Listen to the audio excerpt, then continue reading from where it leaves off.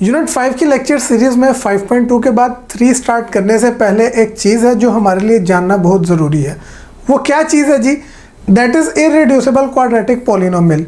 Quadratic polynomial से हम लोग बखूबी वाकिफ़ हैं। हम लोग इसको अपनी 9th क्लास से पढ़ते आ रहे हैं जी कि क्वाड्रेटिक पॉलिनोमियल्स क्या होते हैं। A polynomial of the form ax² plus bx plus c, इस फॉर्म का पॉलिनोमियल जिसमें a हमारा कोई भी नॉन ज़ीरो कांस्टेंट हो, उसको हम लोग कहते हैं ये एक क्वाड्रेटिक पॉलिनोमियल है। और क्वाड्रेटिक पॉलिनोमियल के फैक्टर्स बनाने हम लोगों ने सीखे हुए हैं। हम लोग 9th क्लास से इसके फैक्टर्स बनाते आ रहे हैं और रिसेंटली फर्स्ट ईयर के यूनिट 4 में भी हम लोगों ने क्वाड्रेटिक पॉलिनोमियल के फैक्टर्स बनाने सीखे थे। अब सवाल ये पैदा होता है कि क्या हर क्वाड्रेटिक पॉलिनोमियल के फैक्टर्स बनाए जा सकते हैं? ऐसा ज़रूरी नहीं। तो फिर क्या कंडीशन है, हमें कैसे पता चलेगा कि किस क्वाड्रेटिक पॉलिनोमियल की फैक्टराइजेशन पॉसिबल है और किन क्वाड्रेटिक पॉलिनोमियल्स की फैक्टराइजेशन मुमकिन नहीं है? अगर तो हमारे पास क्वाड्रेटिक पॉलिनोमियल के फैक्टराइजेशन पॉसिबल हो तो हम कहते हैं ये एक रिड्यूसिबल क्वाड्रेटिक पॉलिनोमियल है, और अगर पॉसिबल ना हो then it is called an irreducible quadratic polynomial. तो यहाँ पे मैंने एक पॉलिनोमियल सपोज की है जी ax² plus bx plus c equal to 0। Obviously quadratic तब तक रहेगी जब हमारा a नॉन ज़ीरो कॉन्स्टेंट हो। अगर मैं इसकी फैक्टराइजेशन करूँ और मेरे पास दो फैक्टर्स आ जाए से alpha x plus beta into gamma x plus delta, तो इसका मतलब ये रिड्यूसिबल होगी। और अगर मैं ऐसे दो फैक्टर्स ना तलाश कर सकूं तो ये इररिड्यूसिबल है। एग्जांपल्स के साथ डिस्कस करते हैं, आपको ज़्यादा बेहतर समझ आएगी। फॉर एग्जांपल मैं एक पॉलिनोमियल पकड़ता हूँ जी क्वाड्रेटिक वन, कौन सी से x का स्क्वायर प्लस 2x प्लस 1। ये क्वाड्रेटिक पॉलिनोमियल है, ऊपर वाले की फॉर्म में, ये स्टैंडर्ड फॉर्म में है हमारे पास। इसकी अगर मैं फैक्टराइजेशन करूं तो वो क्या फैक्टर्स होंगे जी? हमने पढ़ा हुआ है फैक्टराइजेशन का तरीक़ाकार के पहले और आखिरी को ऐसे ही, देन सी देयर प्रोडक्ट। 1 को x² से ज़रब देने पे आई विल हैव 1x²। तो दरमियान वाले नंबर को हम लोग दो फैक्टर्स में ब्रेक करते हैं जिनकी प्रोडक्ट 1x² है और ऐड करने पे 2x, वो मेरे पास प्लस का 1x और प्लस का 1x ही बनते हैं। और फैक्टराइजेशन का ये सारा प्रोसेस आप लोग जानते हैं, हमने यूनिट 4 में किया हुआ है। तो अल्टीमेटली जब मैं इसको सोल्व कर लूँगा तो मेरे पास x प्लस 1 और x प्लस 1 दो फैक्टर्स आ जाएंगे। फैक्टराइजेशन हो गई, इसका मतलब this polynomial is a reducible quadratic polynomial. तो इसके बरक्स एक ऐसे एग्जांपल की भी बात करते हैं कि जिसकी हमारे पास फैक्टराइजेशन पॉसिबल ना हो।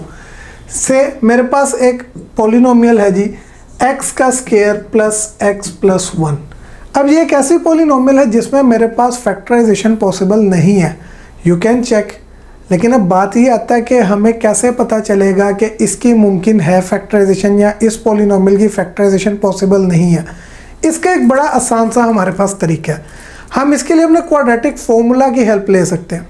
क्या था क्वाड्रेटिक फॉर्मूला? यूनिट 4 में हम लोगों ने पढ़ा था कि क्वाड्रेटिक फॉर्मूला इज़ के अगर आपको x के वैल्यूज़ चाहिए तो you can use -b plus minus square root b² minus 4ac over 2a। ये हम लोगों ने पढ़ा था जी क्वाड्रेटिक फॉर्मूला। इसके अंदर ये जो मेरे पास b² माइनस 4ac आ रहा है, जिसको हम लोगों ने डिस्क्रिमिनेंट का नाम दिया था, अगर ये डिस्क्रिमिनेंट ग्रेटर देन 0 हो और परफेक्ट स्क्वायर हो देन फैक्टराइजेशन पॉसिबल है। यानी कि मेरे पास अगर b² माइनस 4ac का आंसर 0 या उससे बड़ा आ जाए और इसके साथ साथ क्या हो जी, परफेक्ट स्क्वायर हो, यानी and is a perfect square, तो इन दैट केस मेरे पास क्वाड्रेटिक पॉलिनोमियल के फैक्टर्स बनाना पॉसिबल होगा, अदरवाइज नहीं। तो यही डिस्क्रिमिनेंट वाली जो कंडीशन है, मैं इसके ऊपर लगा के चेक करता हूँ जी कि क्या हमारे पास फैक्टर्स पॉसिबल नहीं है। तो देख लेते हैं जी इस चीज़ को भी। मेरा इसका डिस्क्रिमिनेंट कैसे निकलेगा जी? ax² का कोएफिशिएंट वो यहाँ पर 1 है, x का कोएफिशिएंट b वो भी 1 है, और कांस्टेंट की वैल्यू c भी आपके पास 1 है। मैंने इस b² माइनस 4ac को चेक करना है, तो देख लेते हैं जी। बाय b² माइनस 4ac मेरे पास वैल्यूज़ क्या है जी? b की वैल्यू मेरे पास है 1 है, 1 का स्क्वायर माइनस 4 टाइम्स 1 इंटू 1, तो 1 का स्क्वायर 1 माइनस 4 1 ज़ा 4, क्या आ रहा है जी? -3। इट इज़ नॉट ग्रेटर और इक्वल टू 0। इसका मतलब ये है कि ये जो पॉलिनोमियल जिसका मैंने डिस्क्रिमिनेंट कैलकुलेट किया, ये एक इररिड्यूसिबल क्वाड्रेटिक पॉलिनोमियल है। और यही टेस्ट मैं अपनी इस पोलिनोमियल पे लगा के भी चेक कर सकता हूँ कि ये फैक्टराइजेबल है। ऑल्दो हमने फैक्टर्स निकालनी है but we can check it as well. क्या जी, इसमें आपके पास a की वैल्यू 1 है, एक्स स्क्वायर का कोएफिशिएंट, बी एक्स का कोएफिशिएंट 2, जबकि कांस्टेंट क्या है जी 1। तो ये 1 to 1 वैल्यूज़ ही मैं यूज़ करता हूँ।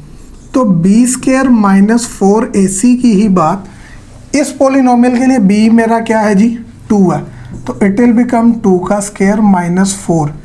a एक्स स्क्वायर का कोएफिशिएंट 1 और c भी 1 है, तो 4 इंटू 1 इंटू 1, ये 2 का स्क्वायर आ जाएगा जी 4 माइनस 4, जवाब क्या आ गया जी 0। ग्रेटर इक्वल टू 0 की कंडीशन बन रही है। और दूसरी बात 0 0 का स्क्वायर होता है, it is also a perfect square, तो फैक्टराइजेशन पॉसिबल थी, हम लोगों ने करके भी देख ली। तो ये एक छोटी सी ट्रिक है by which we can check कि कौन सा पोलिनोमियल हमारे पास जो है वो रिड्यूसेबल होगा और कौन सा क्वाड्रेटिक पोलिनोमियल इररिड्यूसेबल है। तो ये हम लोगों ने क्वाड्रेटिक पोलिनोमियल को उसकी स्टैंडर्ड फॉर्म में डिस्कस किया। हमारे पास क्वाड्रेटिक पोलिनोमियल अपनी प्योर फॉर्म में भी आ सकता है। प्योर फॉर्म कैसी होती है जी, जिसमें हमारे पास इसका x का कोएफिशिएंट क्या हो 0 हो, तो हम अपनी पोलिनोमियल को कहते हैं it is a pure quadratic polynomial. तो इन दैट केस क्या होगा जी, तो एग्जाम्पल एक डिस्कस कर लेते हैं। सेम मेरे पास है जी एक्स स्क्वायर माइनस 1, ये क्वाड्रेटिक पोलिनोमियल है मेरे पास जिसमें x का कोएफिशिएंट क्या है 0 है। इसमें 1 की जगह पे कोई और नंबर भी हमारे पास अपीयर हो सकता है, बट इसको हम लोग इजीली सिंप्लीफाई कर सकते हैं। तो इन दैट केस हम लोग इसकी फैक्टराइजेशन जानते हैं कि 1 कैन बी रिटन एज 1 का स्क्वायर, तो यहाँ पे a square minus B square का formula which is a minus B into A plus B can be applied. लेकिन अगर इसके बरक्स मेरे पास कोई प्लस में आ जाए, यानी कि if I have x square plus 1, तो although we can check it through this formula के डिस्क्रिमिनेंट निकाल के देख लें ये परफेक्ट स्क्वायर वाली कंडीशन और ग्रेटर इक्वल टू 0 आ रहा है या नहीं, we can check that as well. जबकि डायरेक्ट हम लोग जानते हैं कि इन दिस केस हमारे पास कोई फॉर्मूला पॉसिबल ही नहीं है, तो हम इसकी फैक्टराइजेशन नहीं कर सकते। But this is another thing, in this case pure form है b आपका 0 ही होना है। अगर आप यहाँ से भी डायरेक्ट चेक करें तो b स्क्वायर माइनस 4ac है, b 0 हो गया, यानी इनमें सिर्फ माइनस 4ac वाला एक्सप्रेशन कंसीडर होगा जो कि ऑलवेज लेस देन 0 ही आना है। तो प्योर फॉर्म में अगर हमारे पास आ जाती है क्वाड्रेटिक पोलिनोमियल, देन ये हमारे लिए चेक करना ज़्यादा इजी है कि रिड्यूसेबल है या नहीं है।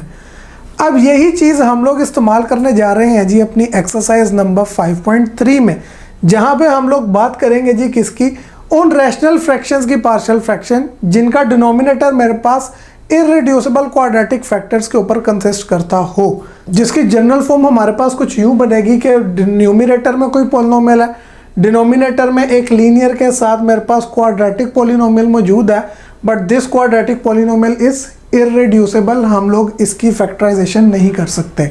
तो इन दैट केस हम पार्शियल फ्रैक्शंस में इसको कैसे रिजॉल्व करेंगे वो हम सीखेंगे आज एक्सरसाइज 5.3 के पहले लेक्चर से ही।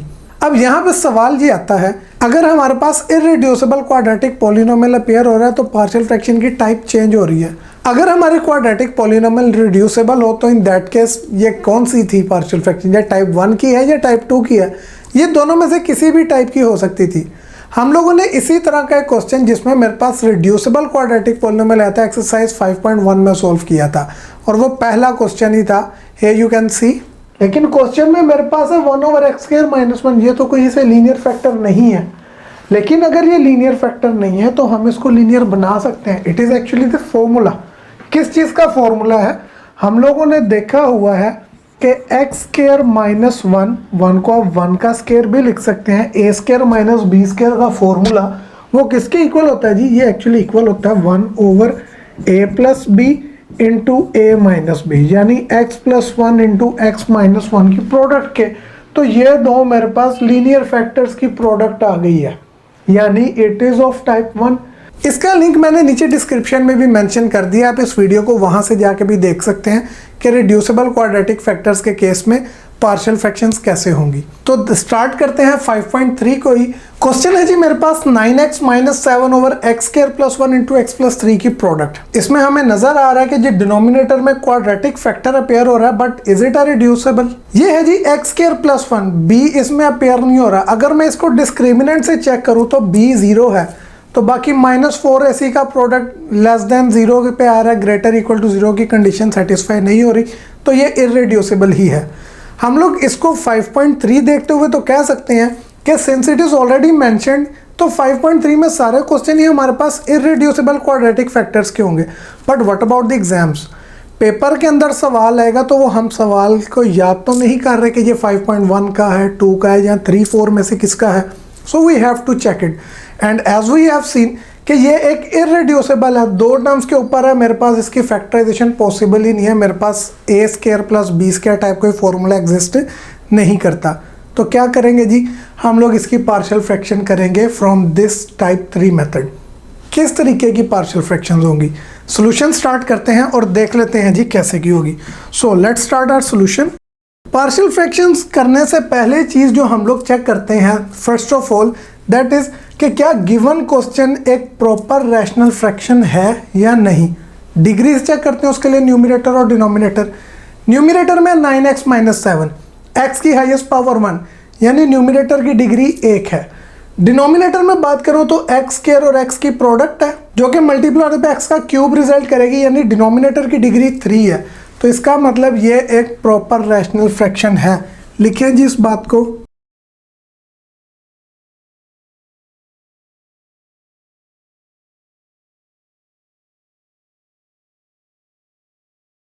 तो इसका मतलब क्या हुआ, it is a proper rational fraction.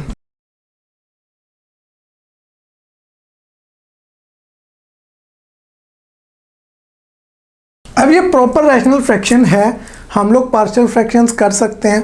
How would that be, question है जी मेरे पास 9x - 7 और डिनोमिनेटर में इसके कौन आ रहा है जी, डिनोमिनेटर में है x स्क्वायर प्लस 1 की प्रोडक्ट विद x प्लस 3। ये क्या आएगी जी आपके पास, लीनियर फैक्टर के लिए तो हम लोग ने देखा है जी कि constant over that linear factor, but what about the quadratic one. हम लोग चूंकि एक प्रॉपर रैशनल फ्रैक्शन की पार्शियल फ्रैक्शंस कर रहे हैं तो ऑब्वियसली पार्शियल फ्रैक्शंस भी मेरे पास प्रॉपर ही आएंगी। और प्रॉपर कब होंगी, जब न्यूमरेटर की डिग्री डिनोमिनेटर से लेस हो, यानी numerator would be of the form bx + c। Quadratic है उसके ऊपर लीनियर, एक कम डिग्री का लेंगे। मुमकिन है कि जवाब में b का कोएफिशिएंट 0 आ जाए, डिग्री मजीद लेस हो जाए, it is also possible, but हम लोग उसको मैक्सिमम डिग्री सपोज करेंगे but 1 less than the denominator so that it remains proper. इसको मैं नाम दे देता हूँ जी इक्वेशन 1 का। अब इसको सिंप्लीफाई करते हुए हम अपने a, b और c की कीमतें मालूम करेंगे। उसके लिए फ्रैक्शंस मुझे एलिमिनेट करनी पड़ेंगी और वो कैसे होंगी, by taking LCM of the right side. Left side में मेरे पास 9x - 7 ओवर में x square plus 1 into x plus 3 तो रहेगा as it is. Right side पे क्या होगा जी, x प्लस 3 और x स्क्वायर प्लस 1 दोनों डिफरेंट हैं तो एलसीएम में दोनों आएंगे, यानी the LCM would be x plus 3 into x square plus 1।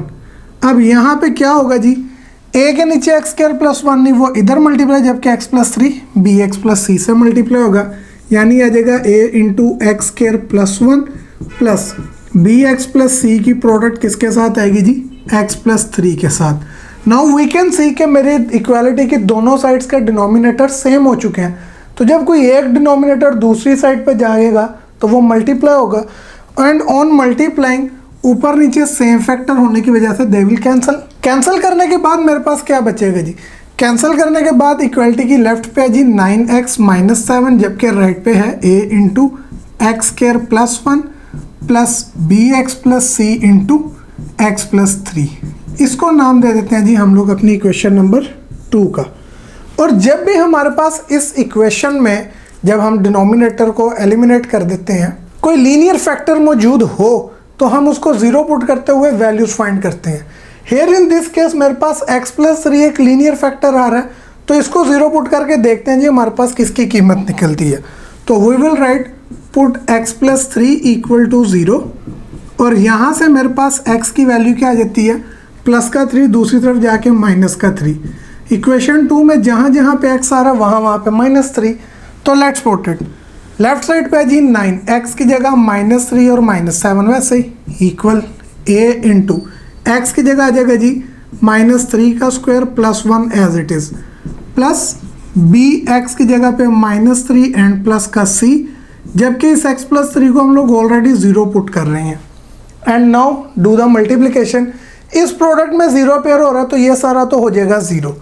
Left side पे प्लस माइनस माइनस 9 3 27 और minus 7 as it is equal a into -3 का स्क्वायर 9 एंड +1 और ये 0 अपेयर होने की वजह से प्रोडक्ट में आंसर 0 आ गया। -27 एंड -7 विल मेक -34 और राइट साइड पे a into 9 + 1 will be 10।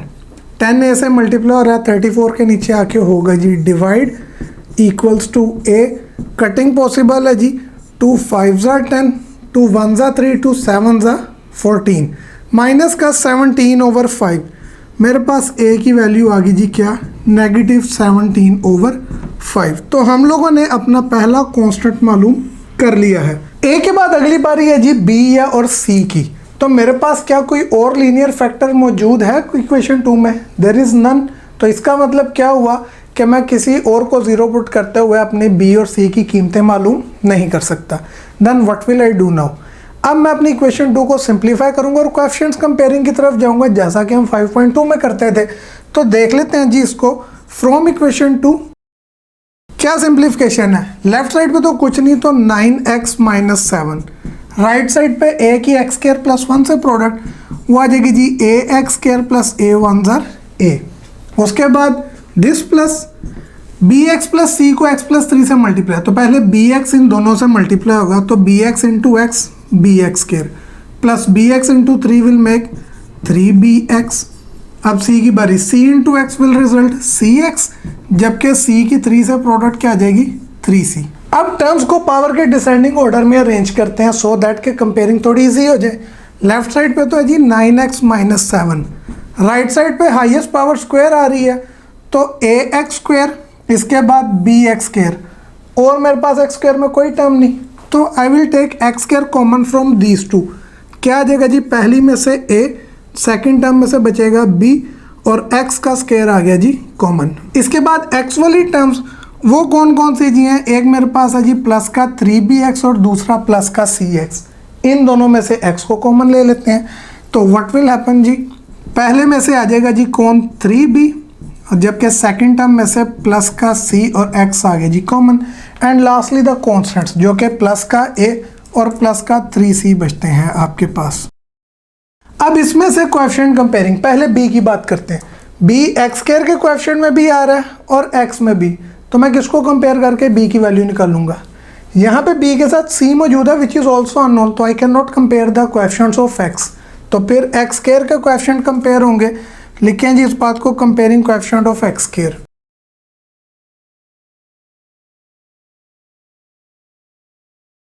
Left side पे x² का कोएफिशिएंट क्या है? x² वाली टर्म ही मौजूद नहीं है, सो दैट मीन्स इक्वालिटी की लेफ्ट पे x² का कोएफिशिएंट 0 है, जबकि राइट साइड की बात करें तो a + b है।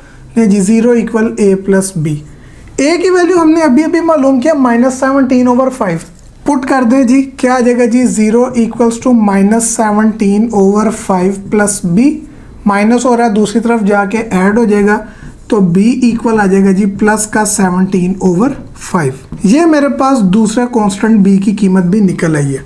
अब बचा कौन मालूम करने वाला? सिर्फ और सिर्फ c। c के लिए इक्वेशन 2 में किसके कोएफिशिएंट कंपेयर किए जा सकते हैं? x के भी हो सकते हैं और कांस्टेंट को भी कंपेयर किया जा सकता है। मैं x के कोएफिशिएंट को कंपेयर कर लेता हूँ, लिखता हूँ जी इस बात को।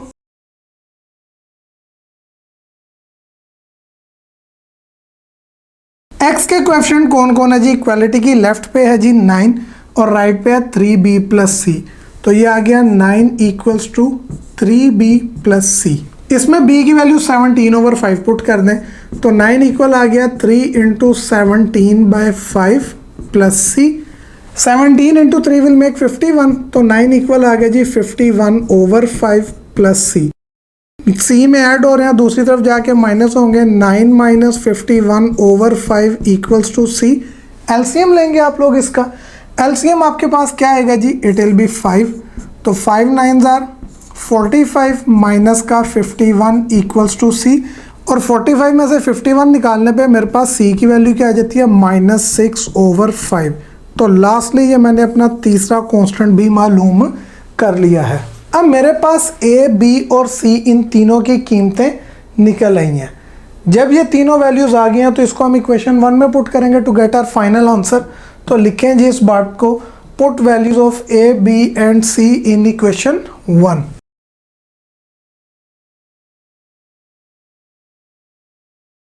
क्या थी जी इक्वेशन 1? इक्वेशन 1 में मेरे पास लेफ्ट साइड पे था 9x minus 7 over X square plus 1 into X plus 3। ले जी 9x माइनस 7, डिनोमिनेटर में है जी X square plus 1 into X plus 3। Right side क्या आई थी?